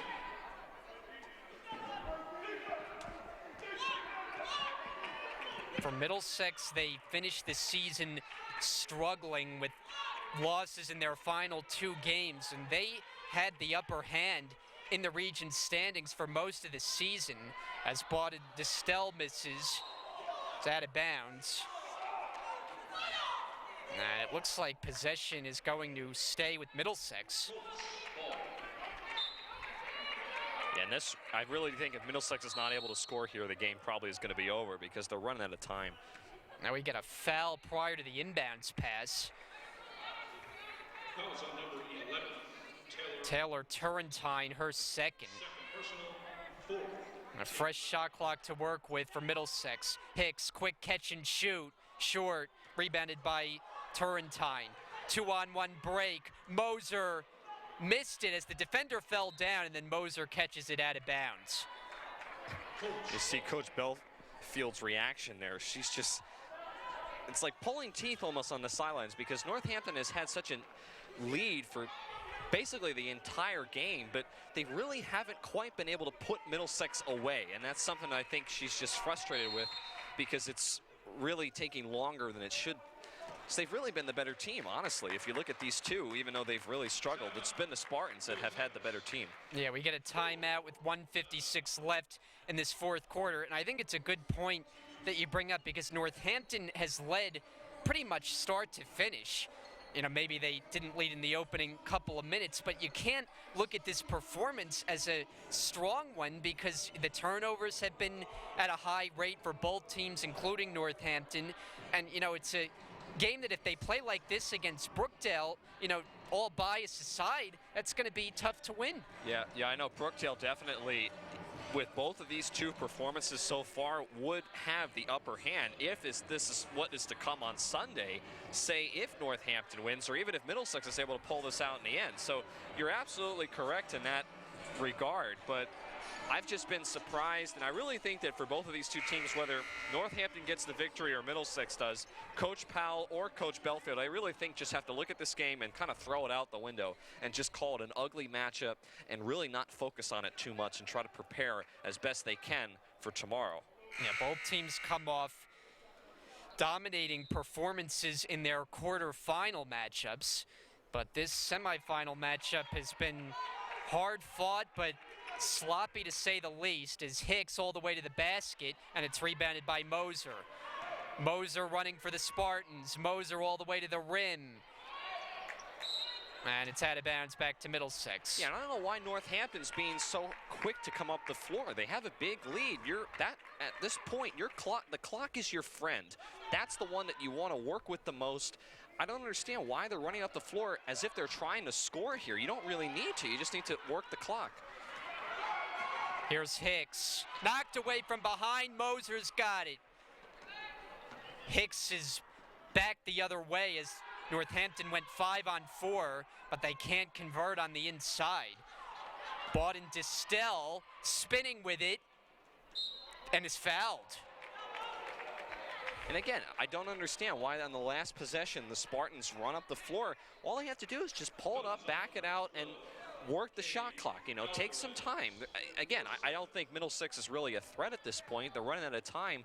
They struggled from the line, but still, use the clock. That's your best friend right now. I don't understand this game strategy. First free throw is good. I mean, the game is not over. There's over a minute left. It's an 8-point game. But there's just never been that big run that Middlesex has been able to go on. 1 out of 2 from the lines, rebounded in traffic. As it was Goodwin, and now Northampton will slow it down. We'll see. Oh, and the pass was not expected to Goodwin, and that is just an unforced turnover for the Spartans, and Middlesex will look to take advantage. And that's kind of really been the theme of the day so far on both sides. Just miscommunications by the players on the floor on offense. It's really led to a lot of turnovers. Hicks is fouled on the drive. And Northampton is over the limit, so Hicks gets free throws. And you have to think where this game would be if Middlesex had been able to hit more free throws. They've had so many opportunities at the line in the second half, even going back to the first half, and they've just not been able to make it work. And with these turnovers late in the game for Northampton, they're really lucky that Middlesex has not been able to make more attempts from the line. Yeah, it's a team that on the season has shot 76% as a team, but particularly in the second half as Hicks misses on both. Imes in traffic, she traveled. That's a costly turnover as Middlesex needs every opportunity they can at this point with the ball. Instead, now they'll show full court press. The pass is picked up by Imes, and then a tie-up is forced, and possession stays here. Colts remain in possession. 8-point game. Cielski the inbounder. 51 seconds to go. Winner plays for the championship tomorrow in the region. Hicks backs it up, fires a 3. In and out, no good. Rebound, McKellar. McKellar gets surrounded and fouled.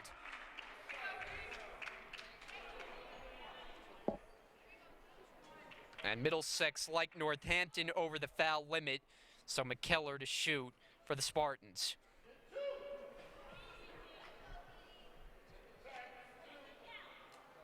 So I think it's pretty safe to say at this point, Brian, that Northampton's going to be taking on Brookdale tomorrow, which really should be an interesting matchup because Northampton has a lot of firepower on offense. We've talked about Dom Moser. We've talked about players that have been factors down low, such as Laura Sweger.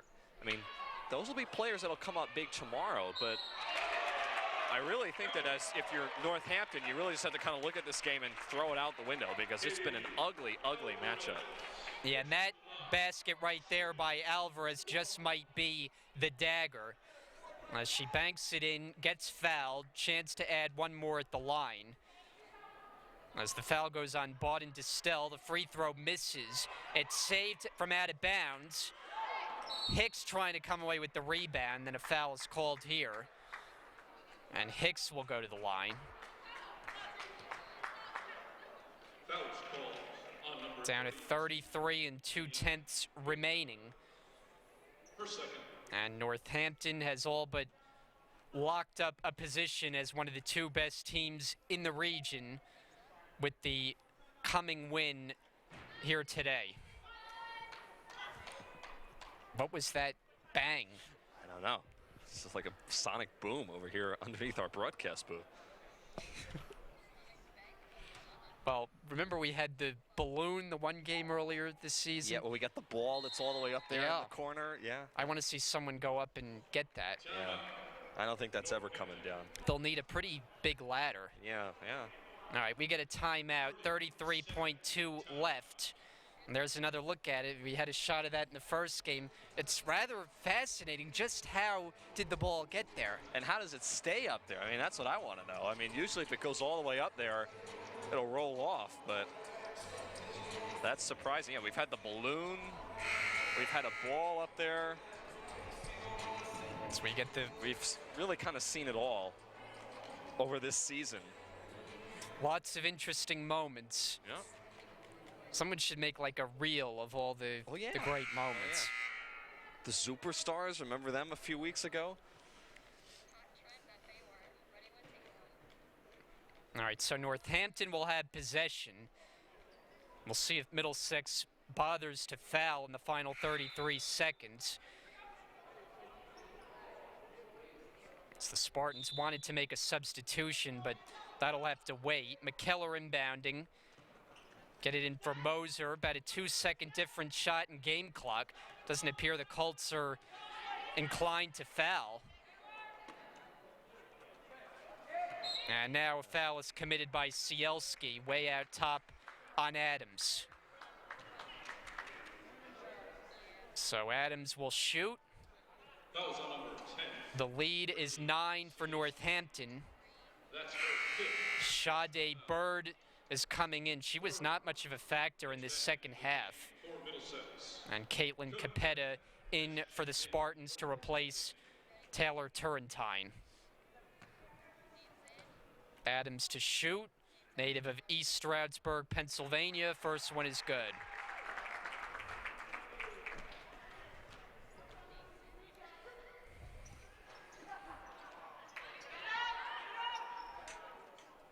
Adams is called for a travel. That's just an impossible situation. So I'm sure she was looking for the timeout, had no one to go to. And so Middlesex will have the ball down 10. Hicks quickly ahead, final 12 seconds, nearly lost it. Bawden Distel scores on the inside. Middlesex gets up to show some pressure, but the inbounds gets in cleanly. Adams in the final 2 seconds, and that will do it. The stage is set for tomorrow afternoon as Northampton is moving on. The Spartans will play Brookdale for the Women's Championship in the Region 19 tomorrow at 12 noon. And we, of course, will have that one for you here on Brookdale TV. Middlesex season ends as they finish the year with a record of 20-8. Sloppy ball on both sides. That was the big story throughout this game. But really what we want to look forward to now is tomorrow. We saw Brookdale in the first game knock off Ocean, punch their ticket to the championship, and that sets the stage for quite a good final coming up tomorrow. Yeah, I think it'll be interesting. Like I said, Northampton, I'm surprised at how uncharacteristically sloppy they were in this game, but both teams were sloppy, so I really just think you have to attribute to that and let it go. But yeah, I think Brookdale, I think it'll be an interesting matchup. Northampton has a lot of weapons. Dom Moser in particular was all over the floor today and really played well.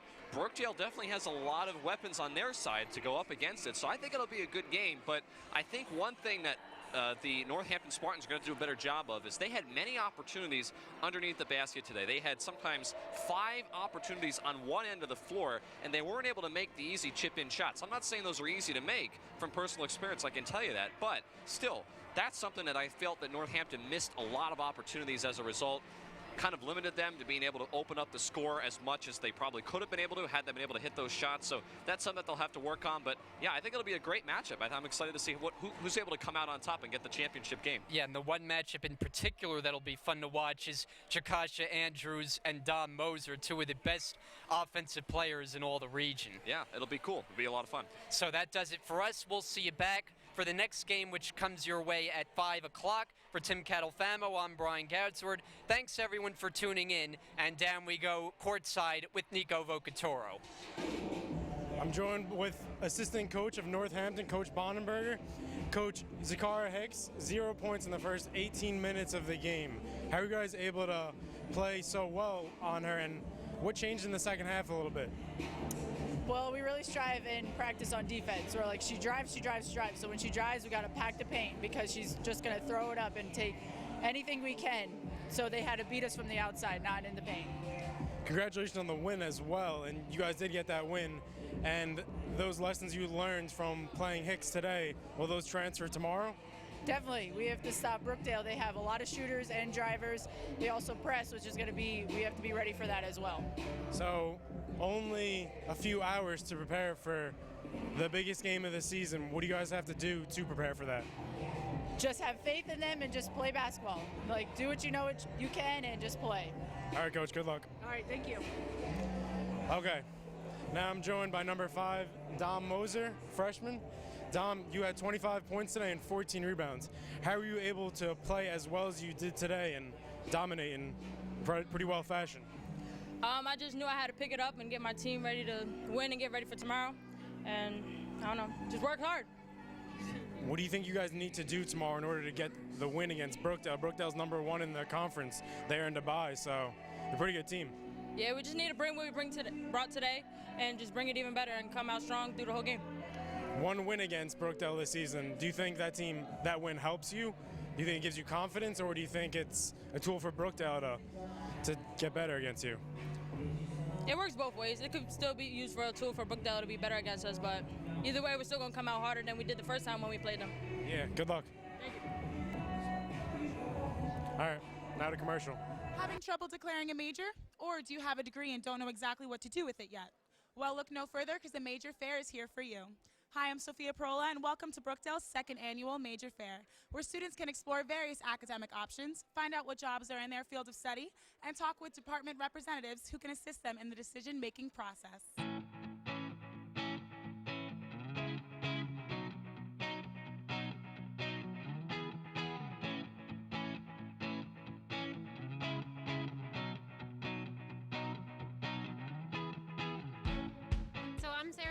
I'm the Director of Career Services here at Brookdale, and today we're at the Major Exploration Fair to help students learn more about what they can do in certain careers, what they can do with their majors, and then also to talk about all the hands-on learning opportunities that we offer. We do have a great online job and internship database that every student is able to register for and utilize. Has hundreds of employers and jobs in there right now and internships, so great resource. We have a lot of good resources. There's a lot of great tables here. The faculty are here representing their majors. So I think this is a great way for them to be introduced to it. And then it takes a little bit of research, and students are always able to come and talk to anyone in career services about their careers and their majors as well. I'm Joe Verone. I'm a professor in the English department here at Brookdale. So how do you think that the English department can connect with prospective students at the Major Fair? Oh, the Major Fair I think is great. Students don't usually think of English as a career option, and I think it's nice in an informal setting like this to just have people come around, say hi, meet like real human beings behind a table. So it's really an effective way for us to kind of reach out to students. I'm Professor Schaefer, and I am from the Business Management Department. I'm representing business, economics, accounting, etc. So it kind of gives them an idea of all the variety of things that you can do out there in the business world. We kind of give them a direction and a path on which they can take to be successful and profitable and produce and give to the economy as a whole. It's my first time at the event, and there's a lot of students here, and I'm getting a lot of questions, so I really think it's a good idea, and they're interested. I'm junior, my major is communications and minor in business. This whole fair is beneficial to anybody who wants to graduate and succeed in life. I want to pursue my my career, because being here and talking to my